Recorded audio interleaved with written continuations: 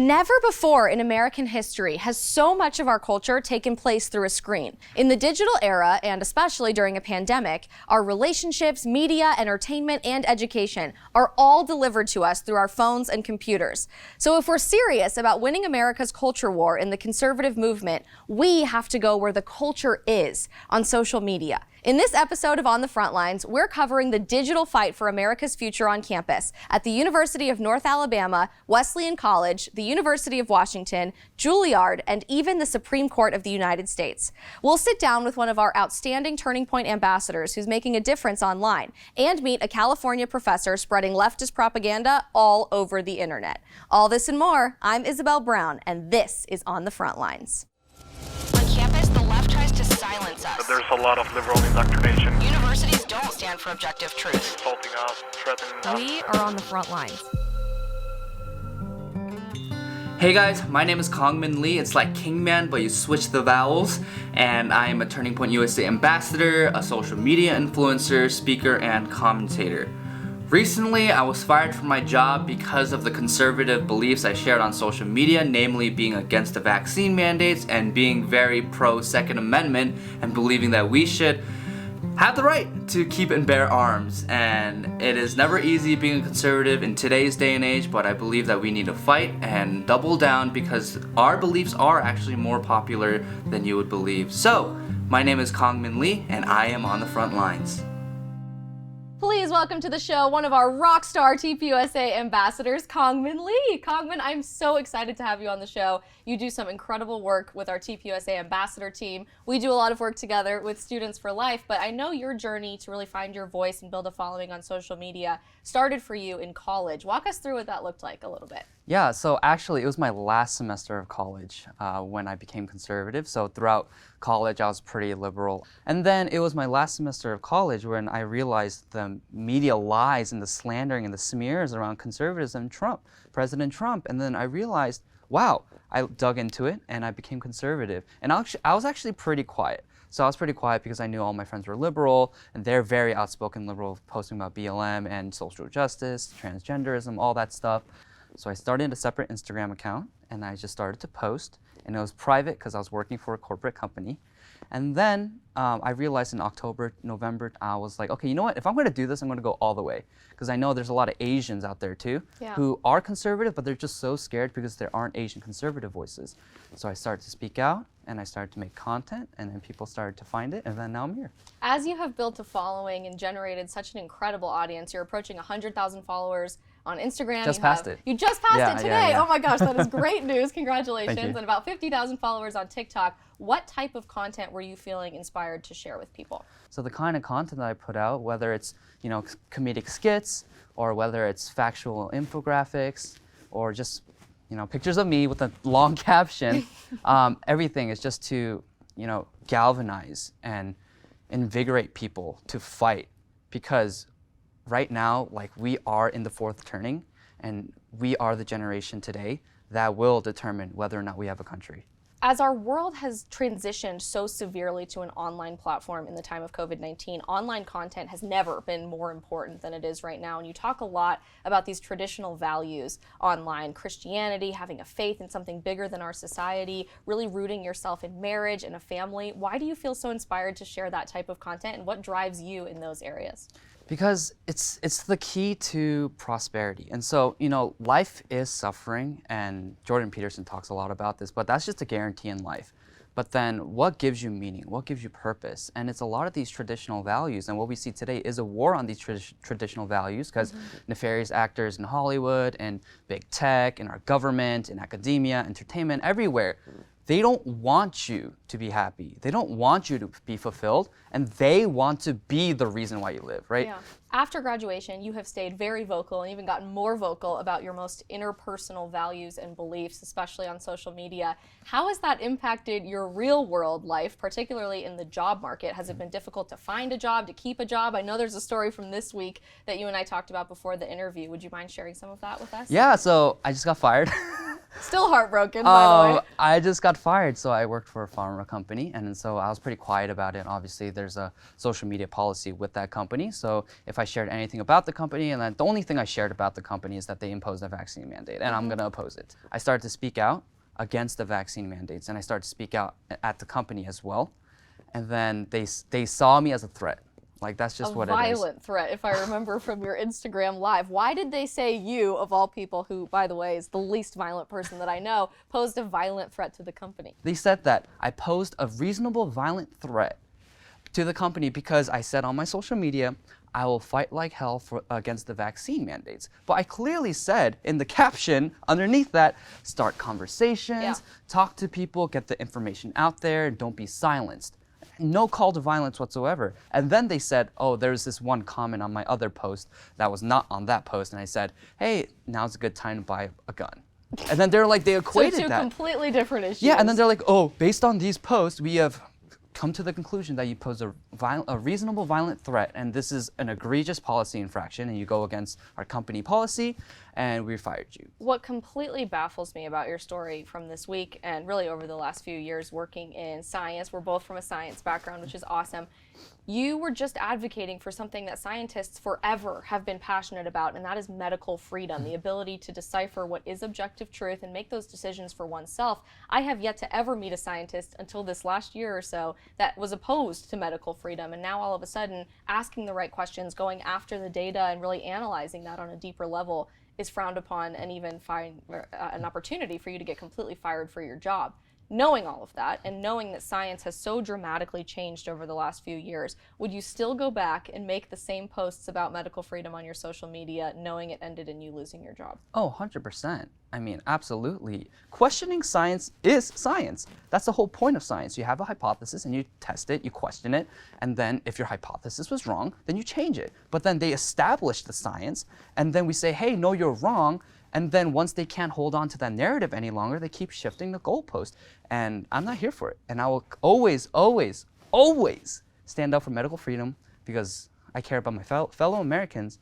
And ultimately, again, I don't want to raise a family where they have to get the 30th COVID booster shot in order to get a burger from Shake Shack. You have been so inspiring in the last few months, courageously posting everything that you believe in and encouraging people to wake up online. And that digital medium is so important now more than ever before, because we have an opportunity as individuals and even independent journalists, so to speak, to reach so many people all at once outside of the people controlling the narrative.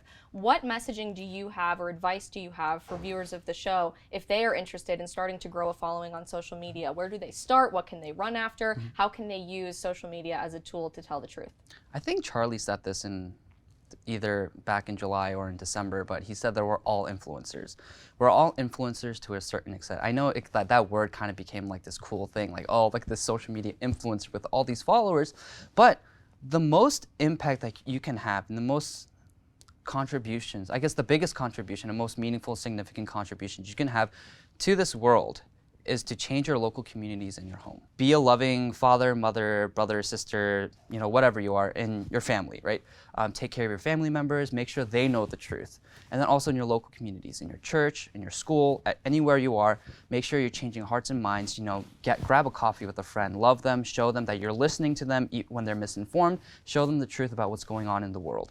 And then also twofold, we've got to be loud on social media because like you said, we live in a digital age. We have to be loud and we have to be vocal because we want to change the culture and we want to put pressure on our elected representatives. We want to put pressure on these huge corporations and let them know, hey, we will not buy our products. Hey, we will not engage in this because, you know, they always follow the money. So they're going to do what the money, you know, where the money goes.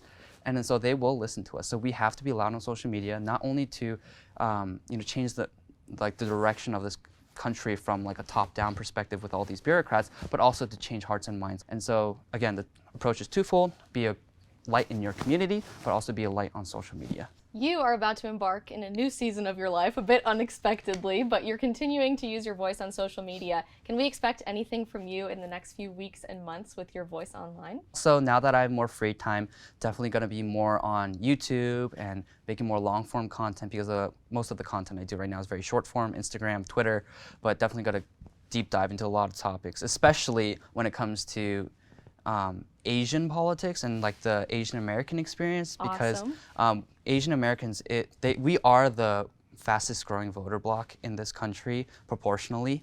And then so to be able to win over Asian Americans, to show them the merits of conservatism and show them how they're being completely duped by the left. So stay tuned for that, and that's what they can look forward to. Yeah. Well, I'm so excited to see what all of that is going to look like in the next few weeks, and we're so grateful that you took the time to be here on the program with us today. Thank you for everything that you're doing, Kangmin, and I know the best is yet to come for you. So thanks for joining us on the front lines. Thanks for having me.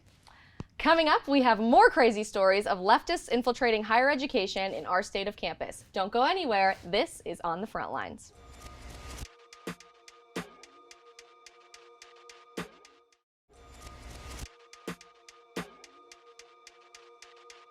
Do you remember as a kid watching WALL-E, where thousands of people on spaceships zoned out 24 hours a day staring wide-eyed at a screen? I do, and I specifically remember thinking that would never happen in real life. Well, here we are in 2021, at a time when screens are ruling the world. As every aspect of our culture becomes more connected to the digital space, so has the culture war, and it's never been more true for American higher education and today's college students. Today, we're scrolling through the craziest stories from the front lines of education online. Trust me when I say, the propaganda online is as textbook commie as it gets. It's time for your State of Campus.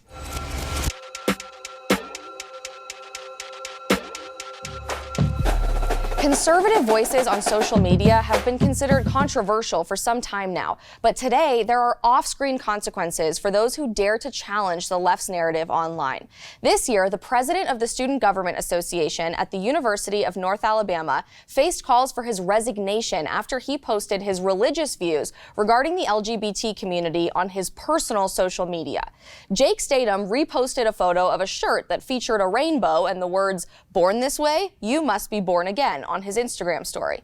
Immediately, chaos ensued on campus, calling for Jake's resignation, including the creation of a Change.org petition which said, while people are entitled to their own personal beliefs, as the SGA president of a university with an active LGBTQIA+ community, Jake Statham needs to show he is capable of protecting the interests of all students. As long as our SGA president is openly homophobic, it would be impossible for UNA to truly be a safe space for the LGBTQIA+ community. So clearly he is not entitled to his own personal beliefs and not entitled to his personal freedom of religion, but is entitled to only post things on his personal social media that are accepted by all. I'm sorry, but posting a controversial shirt doesn't just automatically create a dangerous place for minority groups on campus. If you dislike someone's shirt, feel free to tell them, but don't cancel them over it. Look, whether you agree with Jake's position or not, the response to a single 15-second Instagram story on someone's personal social media account should not be an immediate calling for their cancellation. Makes me really wonder if we're just entitled to hate and censor anyone who dares to say something controversial. You know what's worse than being forced to resign from student government? Being expelled from your university for a racist social media post that you never even posted in the first place. Georgia's Wesleyan College recently made the insane decision to expel a student for allegedly, keyword here, sharing a social media post containing the N-word. The school's president, Vivia Fowler, said on the morning they learned of the post, they launched an investigation and expelled the student that afternoon, giving her the right to appeal. Of course, the student did appeal because it turns out the post wasn't even made by the student. Instead, it was someone else posing as a Wesleyan College student with a fake account on social media. Campus hate has gotten so bad that school leadership automatically assumes that conservative students are always responsible for hateful acts and posts. The nerve, the nerve! The school immediately backtracked and reinstated the young woman at the university, but they also used the situation, of course, as an opportunity to tout their diversity efforts. They said reinstating the student will not deter us from doing our part to denounce racism and hate. We are proud of our diverse student body. When it comes to diversity of thought, though, Wesleyan is about as diverse as a white girl reading Nicholas Sparks on the beach while sipping a pumpkin spice latte. Want to know what's just about as basic as that? Leftist professors in leftist universities. Gross. Up next is our Professor Watch List.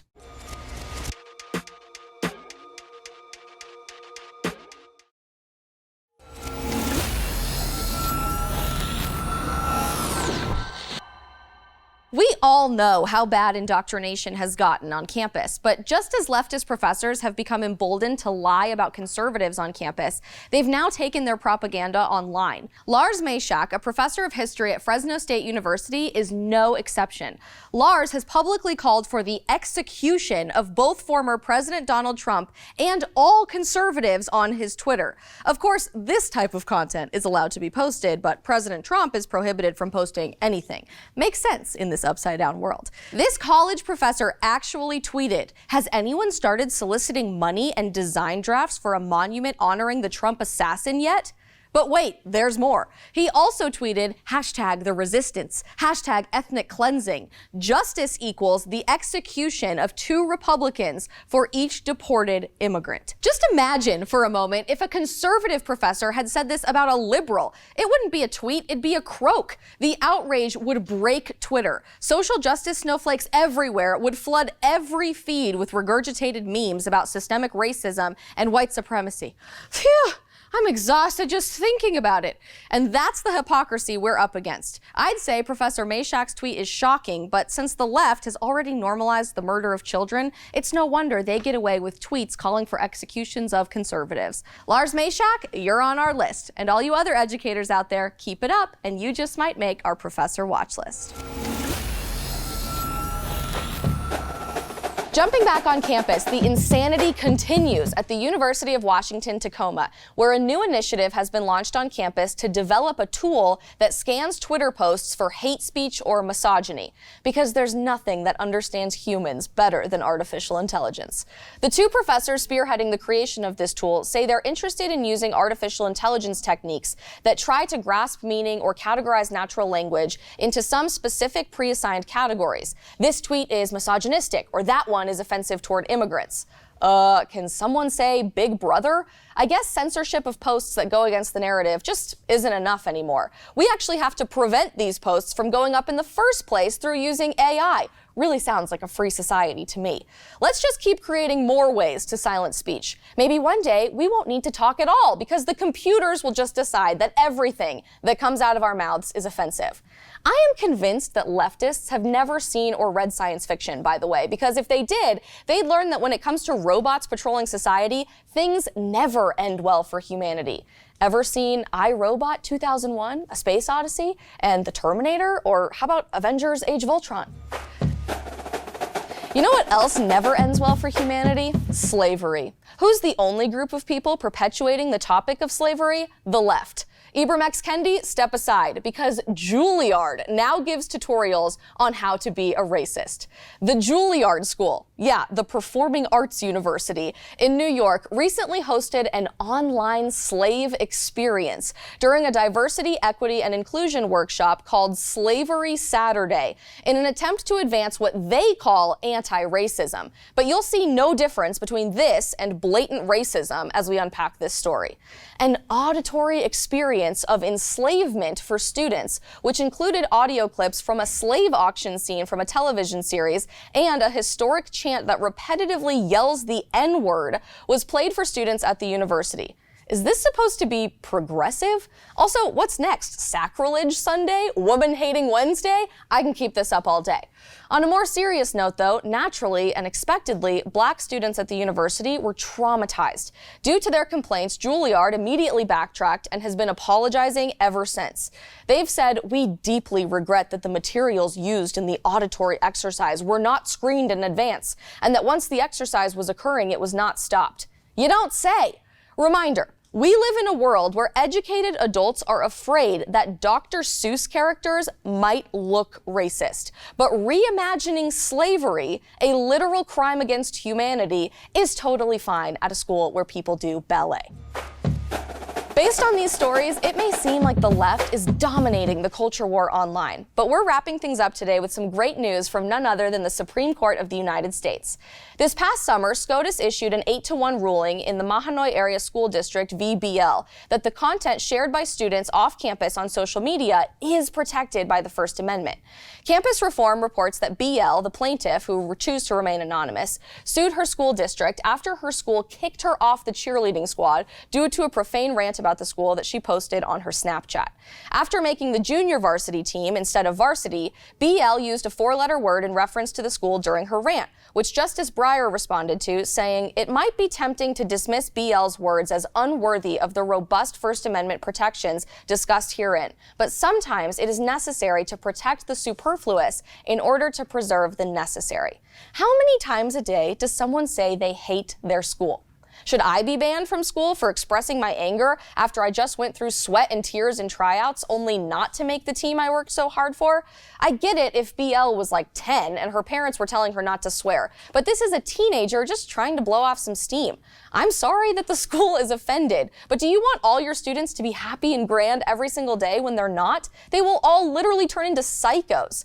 Congrats for BL for winning the case and proving that you can use your First Amendment as you see fit. Way to stand up and fight against social media censorship. You have proven that schools cannot discriminate based on what you post online. To all you students out there, do not stay silent when your campus tries to make you silent. No matter what, you will always still have your First Amendment, and no deranged leftist professor can take that away from you. Now that's a state of campus.